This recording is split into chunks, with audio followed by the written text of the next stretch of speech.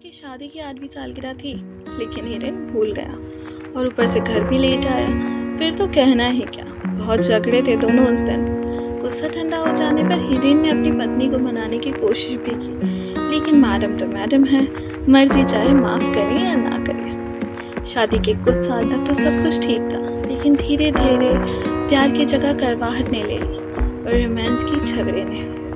अब तो एक दूसरे के प्रति सम्मान के बीच उनके स्वाभिमान आने लगे थे। एक समय था जब दोनों को लगता था कि वे एक दूसरे के बिना जी नहीं पाएंगे, मगर आज वही दो प्रेमी एक ही छत के नीचे अजनबियों की तरह जी रहे हैं। आखिर कोई अपनी मैरिज एनिवर्सरी कैसे भूल सकता है?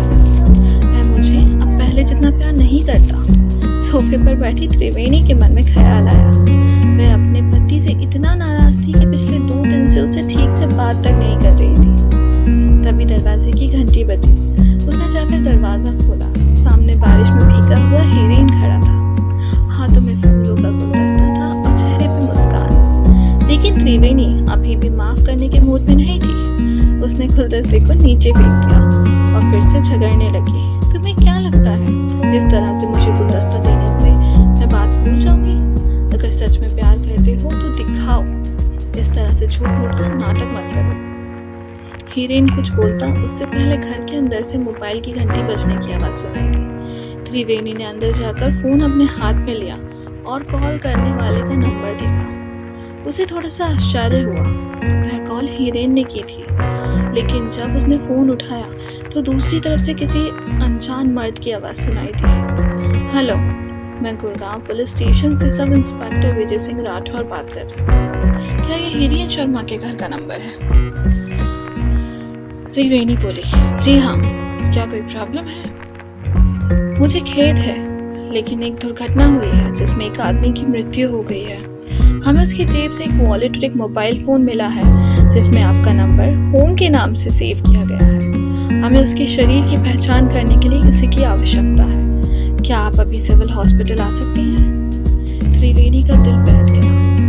वह अचंभित थी। उसने कहा, लेकिन मेरे पति तो यहाँ घर पर है मेरे साथ। दूसरी तरफ से आवाज आई, क्षमा करें महोदय, लेकिन ये घटना 2 घंटे पहले की ही है, जब वह रेलवे स्टेशन से बाहर निकल रहे थे। त्रिवेणी अपना होश खोने लगी। ये कैसे हो सकता है? उसने पहले किसी से सुना था कि कभी कभी आत्माएं इस दुनिया को छोड़ने से पहले अपने परिजन से मिलने आती हैं। अपनी आंखों में आंसू के साथ भागती हुई हॉल में पहुंची। हिरेन वहां नहीं था। पुलिस वाला सही कह रहा था।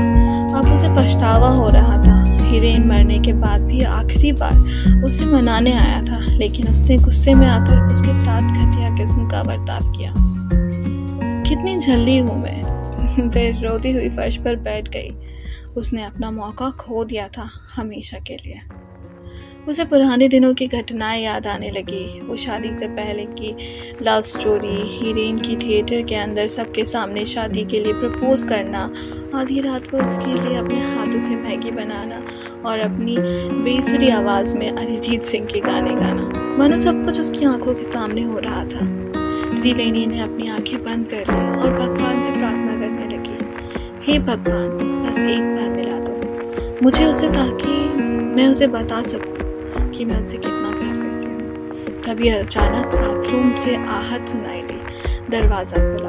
हिरेन बाहर आया और बोला, मैं तुम्हें बताना ही भूल गया कि आज शाम को ट्रेन से आते वक्त मेरा वॉलेट और मोबाइल चोरी हो गया है। त्रिवेणी दौड़ती हुई उसके पास गई और गले से लिपट गई।